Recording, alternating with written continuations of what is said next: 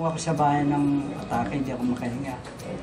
Talagang nag-skip ng dibdib ko, dinala na ako sa ospital. Mga isang araw kung tatlo kaming magkakasama sa ICU, yung sunod-sunod, dinala kami ron. Mga grabe, puro sa puso. Ang resulta raw, baradong dugo ko, mga ugat ko. Dahil kailangan daw, dalhin ako sa heart center para angiogram. Dahil wala rito eh. Napakalaking halaga ng gastos. 47,000 ang hiningi sa ospital. Sama na ko, mahirap lang kami. Pagdating ng gabi, ni yelo, pag sinusumpong ako, hindi ako makahinga eh. Ang ginawa ng kapit ko, pinadala na ako ng oxygen eh. At para ako raw makatulong-tulong sa paghinga ko. Talaga wala na akong pag-asa eh. Nung sinumpong lang ako mula, hindi na ako mahirapan na ako lumakad. Bagyang lakad ko lang, ay siskip na, hindi ko barado na eh. Sabi nga mga doktor, barado rin ugat ko. Talagang nila ko na nga sarili ko, kung mamatay, talagang laan eh.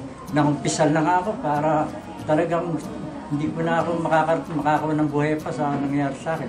Pag sinusumpong ako, talagang grabe, mas iyelo na nga ako magdamag eh. May nag-demonstrate sa may tabi namin, yung mga gamot ng herbal, King Herbal, sa Villa Cecilia. Binuhat ako, inakaya ko yun, nakinig ako. Naisipan namin, binili nila ako, King Herbal. Saka yung maliliit, tatlong maliliit, 10, 20, 30, na nubus ko yun sa isang buwang na higit. February 20 ako na mag-umpisa. Para unti-unti lang ako nakakaramdam ng ginawa. Madalang-dalang na lang ako sinusumpong. Hindi ka makano, gabi-gabi sinusumpong ako.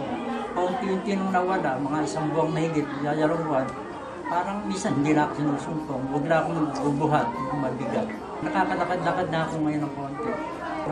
Pati magugas lang ng pinggan, pwede raw ako. Dahil isang buwan, kailangan bumalik ako sa doktor para check-upin ako.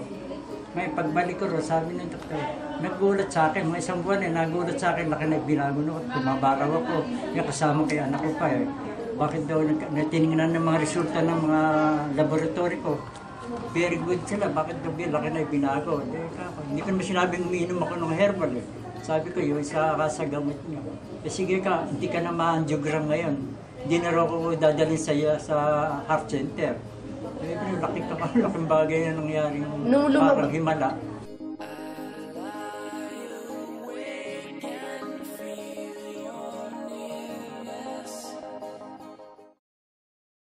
Minabuti ko po sapagkat kung pupunta pa kayo sa main office, napakalayo. Kaya naglagay po kami yung pong cell number na nakalathala sa ilalim ng screen na ito.